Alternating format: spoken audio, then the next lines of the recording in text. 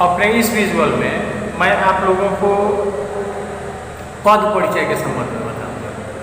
तो इससे पहले कि हम पद परिचय के संबंध में बताना शुरू करें, मैं आपको ये बताना चाहता हूँ कि वस्तुतः पद परिचय है क्या, आखिर पद परिचय कहते किसे।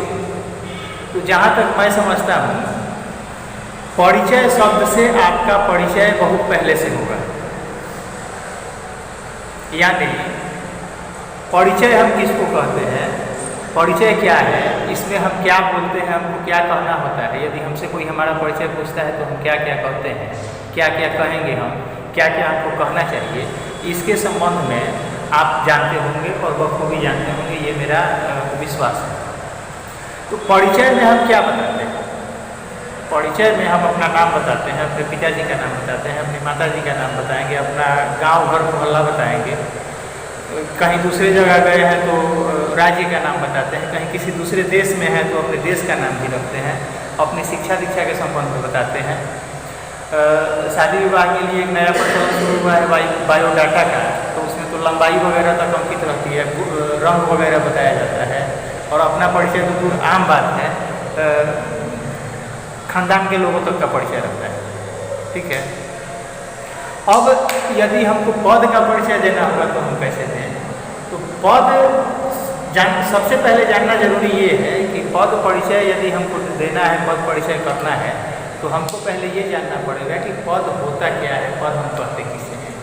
तो व्याकरण में पद की जो परिभाषा दी गई है वो ये है कि जब हम किसी शब्द का प्रयोग वाक्य में या वाक्य खंड में कर देते हैं तो वही शब्द पद कहा जाता है, यानी शब्द ही पद बन जाते हैं। दूसरी परिभाषा बताई जाती है कि जब शब्दों के साथ परसर्ग का प्रयोग किया जाने लगे तो वो शब्द पद कहलाने लगते हैं। अब फिर एक नया शब्द यहाँ हमको मिल गया, परसर्ग। परसर्ग क्या है, तो आपने कारक पढ़ा, कारक के संबंध में आप जानते होंगे, कारक के 8 भेद होते हैं और हर कारक के लिए अपना कोई न कोई चिन्ह है। हालांकि बहुत सही नहीं मानेंगे, विभक्ति कहा जाता है, ने, को, में, से इत्यादि आपने पढ़ा है, जो आपने याद किया होगा, ऐसे करके कर्ता ने कर्म को कर्म से संप्रदान का के लिए ऐसे करके।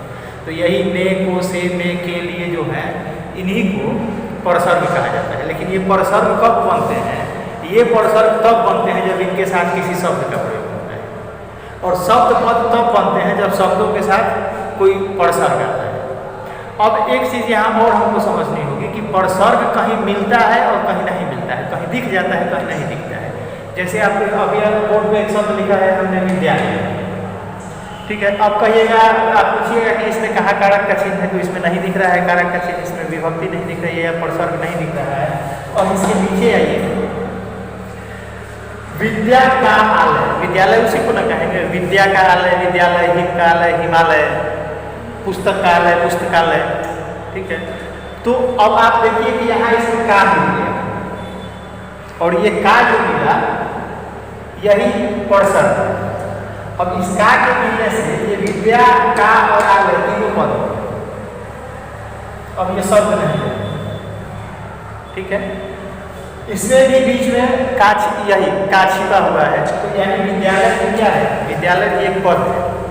समास से आपका परिचय होगा, समास आपका, तो ये एक सामासिक शब्द है और तत्पुरुष समास है। खैर वो दूसरा मैटर है, ऊपर हम लोग नहीं जाएंगे।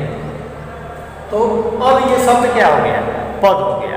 और जैसे ही हम शब्दों का प्रयोग वाक्य में या वाक्य खंड में करने लगते हैं, वैसे ही उसका परिचय मिलने लगता है।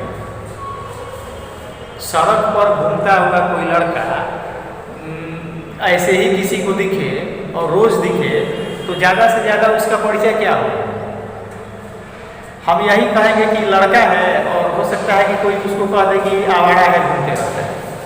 ठीक है, लेकिन यदि वही लड़का जिले के कलेक्टर साहब की उंगली थाम करके घूमता हुआ कल दिख जाए, तब हम कहेंगे कि नहीं, ये छपरा के कलेक्टर का लड़का है, अब उसका परिचय बदल गया।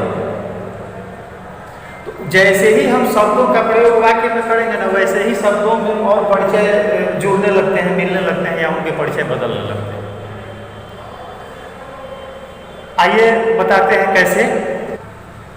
अब बोर्ड पर लिखे इन वाक्यों को देखें, बहुत साधारण साधारण वाक्य हमने लिखे हैं। जैसे राम घर जाता है, आप कहाँ गए थे? मोहन 4 दिनों से बीमार है, सभी लोग चले गए थे। अब इन वाक्यों में, जो वाक्य हमको दिख रहे हैं, इन वाक्यों में जितने शब्दों का प्रयोग किया गया है, देखिए वाक्य जब बनेगा तो शब्दों का प्रयोग करके ही बनेगा। शब्द जब बनेगा तो वर्ण या अक्षर को मिलाकर बनेगा। तो इसके लिए हम सामग्री ऊपर कहीं मंगल ग्रह से जाकर के नहीं लाते हैं।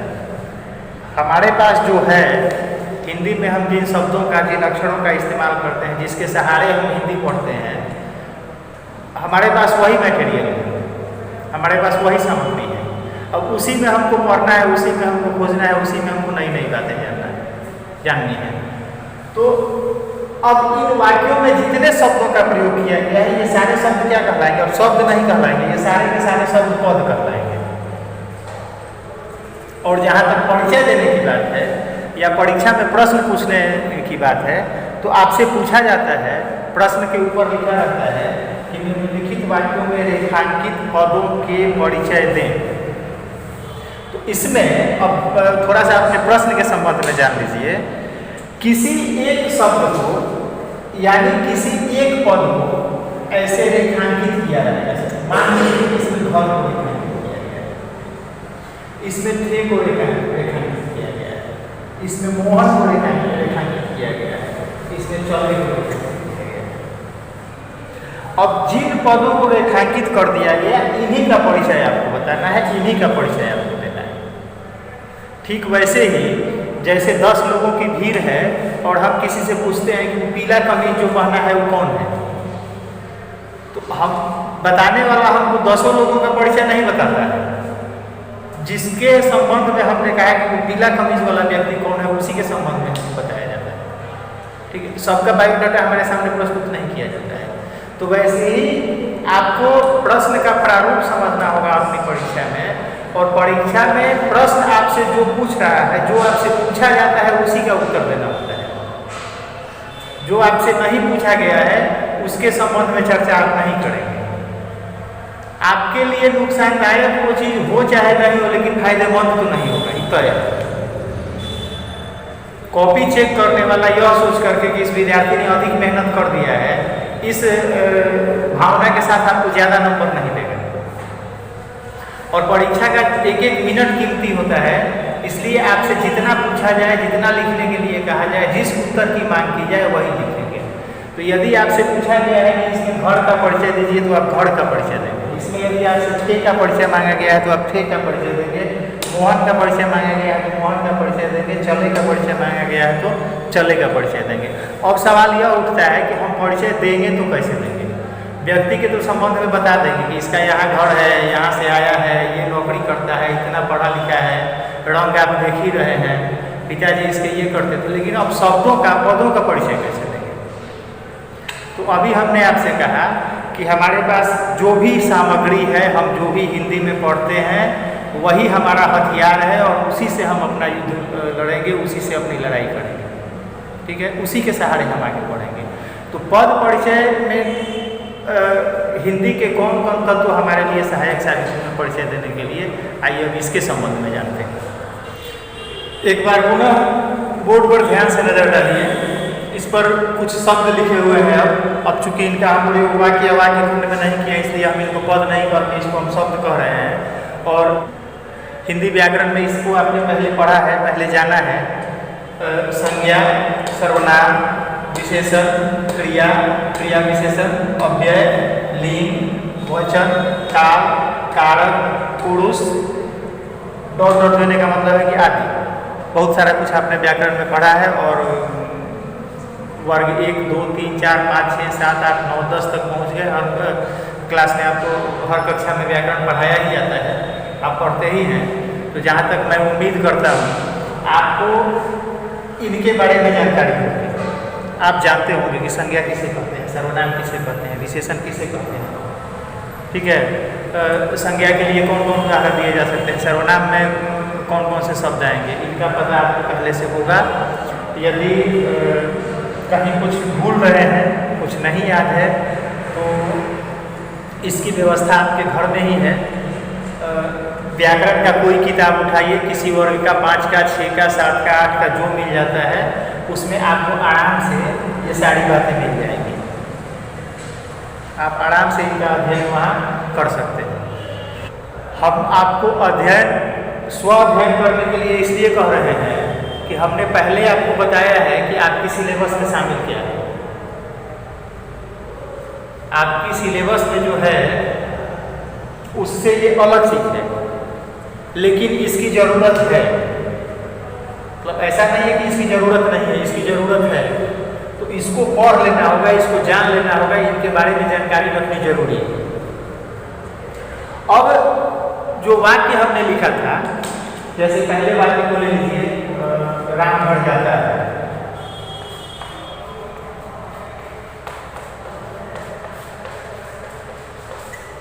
यदि इसमें हमसे घर का परिचय पूछा गया है, घर का परिचय हमको बताना है, तो अब हम देखेंगे कि ये घर शब्द जो है या घर जो पद है, ये इनमें से क्या क्या हो सकता है।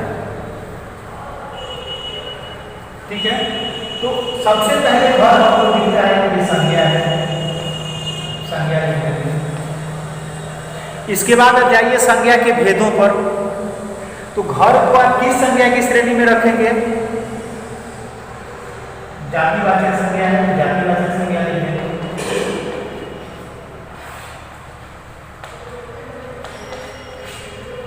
फिर हम देखेंगे कि हमने कहा कि आपको इसमें खोजना है कि इसमें कहाँ कहाँ कौन कौन बातें इसमें आकर के सेट हो सकती हैं। तो यदि हम वचन की बात करें तो एक वचन है, एक वचन लिख देंगे।